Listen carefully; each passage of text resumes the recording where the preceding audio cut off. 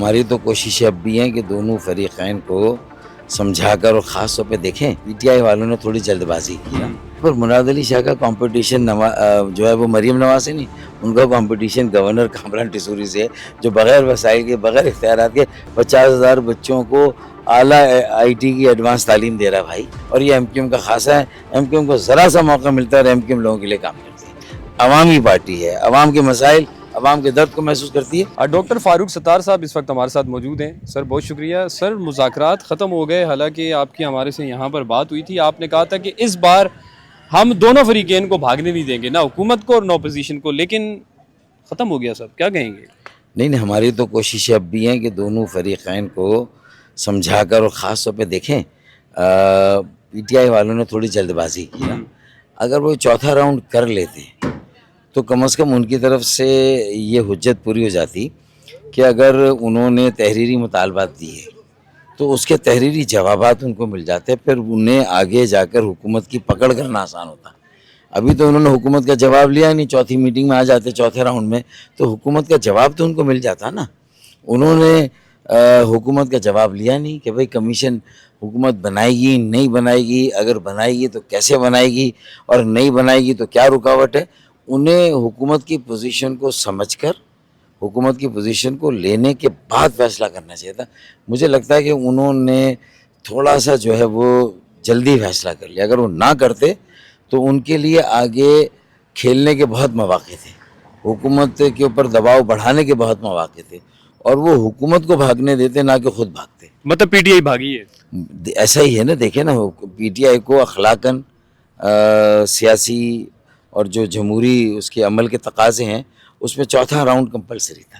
تو سر یہ P T I بھاگ گئی، حکومت کو تو شکر ادا کرنا چاہیے نا. ٹھیک ہے نکل کے وہ تو کہہ رہے تھے کہ پی ٹی آئی کی مجبوری ہے، لیکن یہ وزیر اعظم صاحب نے دوبارہ کہا ہے کہ ہم پارلیمانی کمیشن بنا دیتے ہیں.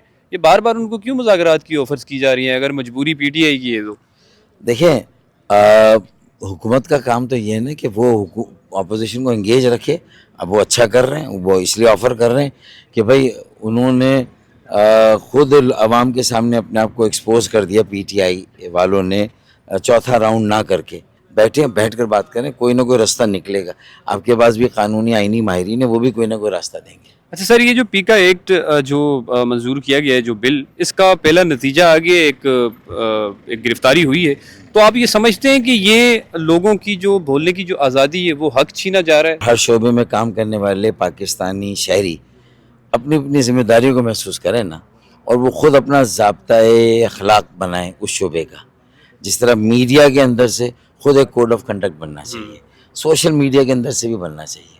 اگر وہاں کوئی مضبوط آرگنائزیشنز کھڑی ہو جائیں جو غیر سرکاری تنظیمیں آزادی اظہار کے لیے لڑتی ہیں، اگر وہ خود ہی پروپوز کر دیں کہ یہ پابندی ہونی چاہیے کہ ہمیں اپنی حد کا یہاں تعین کرنا چاہیے، میری آزادی سے دوسرے کی آزادی متاثر نہ ہو. ایز اے نیشن ہم قوم ڈیولپ ہوں تو نہ پیکا کی ضرورت ہوگی، بلکہ تو میں تو یہ چاہتا ہوں کہ یہ ہماری قوم میں آنا چاہیے، یہ سوچ آنی چاہیے. ورنہ دیکھیں پھر حکومتوں کے پاس راستہ بچتا ہی نہیں ہے. وہ پھر ہر شعبے پہ ریگولیٹ کریں گے، ہر شعبے پر اپنے آپ کو کہیں گے صحیح، اور جو اظہار رائے کی آزادی کو استعمال کرا وہ غلط ہے. تو میرے خیال میں پھر زیادتی دونوں طرف سے ہوتی ہے نا. تو عام شہری بھی، سوشل میڈیا ایکٹیوسٹ بھی، وہ بھی اس سلسلے میں اپنا کردار ادا کریں اور وہ ایک متبادل دیں کہ دیکھیں یہ ہونا چاہیے، تو بات بنتی ہے. اب حکومت نے دے دیا، اس میں بہت ساری باتیں ظاہر ہے کہ اصولاً نہیں ہونی چاہیے تھی جو ہیں، لیکن اب کیا کرے، حکومت کے پاس اس کے علاوہ کوئی راستہ نہیں ہے. اچھا سر، یہ انہوں نے اس میں ہائی کورٹ میں اپیل کرنے کا حق بھی چھینا، ڈائریکٹ سپریم کورٹ میں. تو اگر کوئی بھی میرے جیسا صحافی اگر اس کو سپریم کورٹ جانا پڑ جاتا ہے تو وہاں پہ ججز کی ان کی وکلاء کی فیسز کون دے گا؟ تو آپ نہیں سمجھتے، حالانکہ پی ٹی آئی نے بھی یہ لایا تھا، لیکن پی ٹی آئی نے تمہاری فیس بچ رہی ہے، پہلے ہائی کورٹ میں فیس دو گے، پھر اس کے بعد اپیل کرو گے سپریم کورٹ میں، تو ایک ہی جگہ بھیج رہے نا تمہیں. اس میں مجھے آخر میں یہ بتا دیں کہ چاروں صوبوں کے اندر اس وقت سب سے اچھا کام کون سی وزیر اعلیٰ کر رہی ہیں یا کر رہے ہیں فاروق ستار کی نظر میں؟ چاروں صوبوں میں مطلب میں تو یہ سمجھتا ہوں کہ اگر بات یہ نا کہ اگر کہیں اور کام ہو ہی نہ رہا تو کوئی ایک وزیر اعلیٰ کو تھوڑا بہت کرے گا وہ نظر آئے گا نا. تو میں اس کمپیریزن میں نہیں جاؤں گا کہ اس کے پاس کھیلنے کا کتنی گنجائش ہے، کس کے پاس کتنا اختیار ہے. تو اگر مریم نواز کچھ بہتر کر رہی ہیں دوسروں سے فرض کر لیں, تو پھر مراد علی شاہ کے پاس دوسرے بڑے وسائل ہیں. فرض کر لیں یا کر رہی ہیں؟ نہیں, میں تو اسی لینگویج میں بات کروں گا. فرض کر لیں اگر وہ کر رہی ہیں تو مراد علی شاہ کے پاس کیا کمی ہے. اور پھر مراد علی شاہ کا کمپٹیشن جو ہے وہ مریم نواز سے نہیں, ان کا کمپٹیشن گورنر کامران ٹیسوری سے ہے, جو بغیر وسائل کے, بغیر اختیارات کے 50,000 بچوں کو اعلیٰ آئی ٹی کی ایڈوانس تعلیم دے رہا ہے. بھائی آپ اس کو دیکھیں, اس سے سبق سیکھیں. جہاں اربوں روپے کا پروجیکٹ ہے, وہ 7.5 لاکھ روپے فی بچہ, تو اس کو 50,000 سے ضرب دیں, کتنے ہو جائیں گے بھائی؟ 50 ارب سے اوپر ہے یہ. تو 50 ارب روپے جمع کرنا, لوگوں کا اعتماد حاصل کرنا, مخیر حضرات کا, ڈونر کا, اور ایک پوری مارکی بنانا, پورا انسٹیٹیوٹ بنانا, آن لائن دنیا کے بہترین اساتذہ پڑھا رہے ہوں. پاکستان میں جو پاکستانی اساتذہ جو باہر تھے وہ یہاں آ کر پڑھا رہے ہوں, اور وہ بچے 10 لاکھ روپے اگلے سال سے کمانا شروع کر دیں گے ہر ماہ. تو مقابلہ ان سے ہے. بھائی آپ بھی دیکھیں, انہوں نے تو بغیر سرکاری وسائل کے آئی ٹی انسٹیٹیوٹ بنا. آپ وزیر اعلیٰ ہاؤس میں ایک آئی ٹی انسٹیٹیوٹ بنا دیں نا, سرکاری وسائل سے بنا دیں, بنائے تو صحیح. بات یہ کہ شوق کی بات ہے, ایپٹیٹیوڈ کی بات ہے, لوگوں کے درد کو محسوس کرنے کی بات ہے.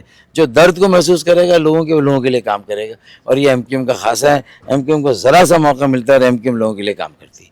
عوامی پارٹی ہے, عوام کے مسائل, عوام کے درد کو محسوس کرتی ہے. کہیں کہیں مجبور بھی جاتی ہے, کہیں کہیں لوگ بھی تھوڑا سا ہماری بھی کچھ پالیسیوں سے نالا ہو جاتے ہیں, لیکن انہیں یہ پتا ہے کہ اگر کوئی پارٹی مڈل کلاس ہے, پڑھے لکھوں کی ہے, اور اس میں نوجوانوں کی زیادہ گنجائش اور آئندہ آ رہے ہیں, تو وہ ایم کیو ایم ہی ہے. بہت شکریہ.